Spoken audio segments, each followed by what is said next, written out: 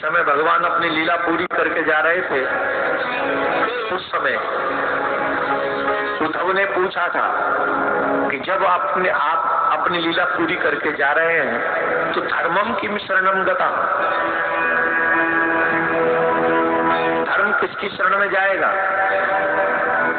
भगवान श्री कृष्ण कहते हैं प्रत्येक अवतार में मैं कार्य सिद्ध करने के बाद पृथ्वी लोक छोड़ के चला जाता हूँ, लेकिन कृष्ण अवतार में मैं अपना लोक छोड़ के, पृथ्वी छोड़ के नहीं जाऊंगा। मैं अपने स्वरूप को भागवत में विराजमान करा कर जा रहा हूँ, और जो भी जीव भागवत की शरण में आएगा उसे ये मान लेना चाहिए कि वो मेरी ही शरण में आकर बैठ गया है। ये शब्दशः भगवान श्री कृष्ण के वाक्य हैं। एक बार भगवान श्री कृष्ण गोलोक में विराजमान थे, उदास थे। श्री राधा रानी ने पूछा आप उदास क्यों है? तो भगवान श्री कृष्ण कहते हैं सर्वेश्वरी, मैंने इस ब्रह्मांड की रचना की है, इस ब्रह्मांड में जितने भी जीव हैं सब मम प्रिय, सब मम उपजाए, सब मेरे प्रिय हैं क्योंकि सबको मैंने ही बनाया है। चींटी को भी उसी ने बनाया। चींटी के कितने पैर होते बताना जरा? तुम इतने लंबे चौड़े, तुम्हारे 2 पांव, और चींटी के कितने पांव? बोलो।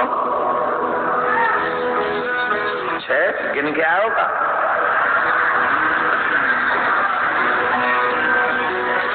मैं इतना जानता हूं कि चींटी के 2 पांव नहीं है, ज्यादा है।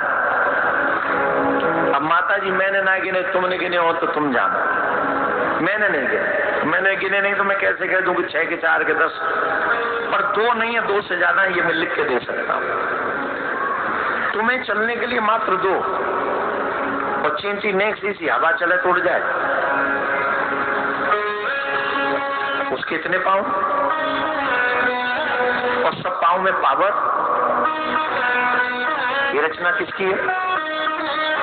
किसकी है? वो कहते हैं कि संसार में जितना भी तुम्हें दिखाई पड़ रहा है, दृष्टिगोचर हो रहा है, सब मैंने बनाया।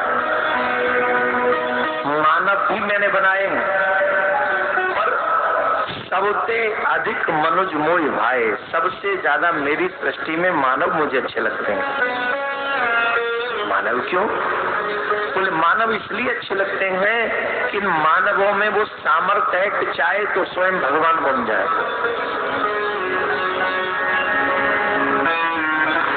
जितनी सामर्थ्य मानव में है उतनी सामर्थ्य और किसी में नहीं। आप चाहो तो भगवान बन सकते हो। कहेंगे हम भगवान कैसे बन सकते हैं? पूरे जीवन भर ऐसा कर्म करिए जिसके कारण तुम्हारा दोबारा जन्म ना हो, तुम्हारी मुक्ति हो जाए। और तुम्हारी जब मुक्ति होगी तो कहाँ चले जाओगे? जब व्यक्ति की मुक्ति होती है तो वो परमात्मा में समाहित हो जाता है, और जब परमात्मा में आप समा गए, आपकी आत्मा परमात्मा में समा गई, तो क्या बन गए आप? बोलो क्या बन गए? अब तक तुम परमात्मा को पूज रहे हो, अब दुनिया तुम्हें पूजेगी क्योंकि तुम ही परमात्मा बन गए। ये सामर्थ्य सिर्फ मानव में है। अच्छा, अब सोचिए अपने बारे में पर्सनल, क्या हम ऐसा कार्य कर रहे हैं जिससे हमारी मुक्ति हो जाए? जवाब दो। बोलना, झूठ नहीं। मेरे आगे झूठ बोल भी लोगे तो बात बनेगी तो है नहीं। भगवान तो तुम्हारे भीतर घट में बैठा है, वो जानता, he knows everything what's going on your heart.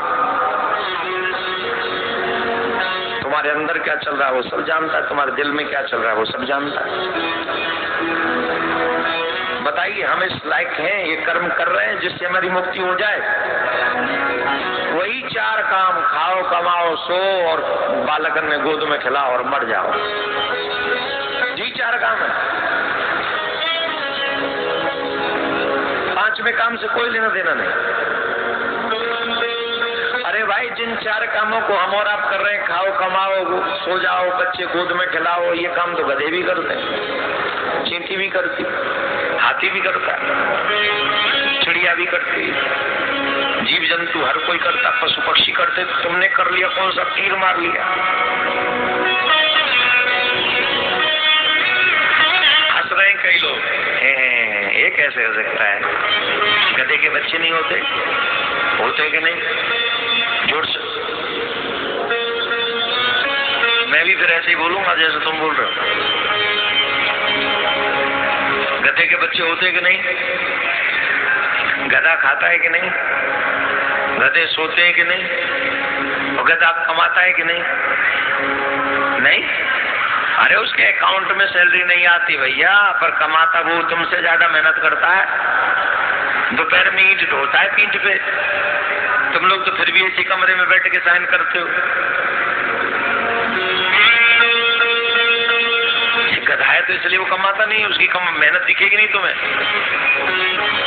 तो जो काम 4 काम गधा करता है, वही 4 काम तुम करो तो तुम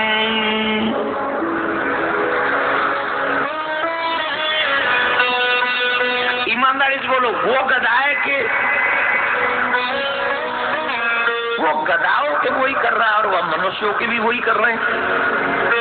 तुम एक काम अच्छा कर रहे हो, यहाँ बैठ के श्रीमद् भागवत कथा सुन रहे हो, मंदिर जाके भगवान को प्रणाम कर रहे हो, माथे पे तिलक लगा रहे हो, भगवान को समय, ये काम गधा नहीं कर सकता, ये काम सिर्फ तुम कर सकते हो।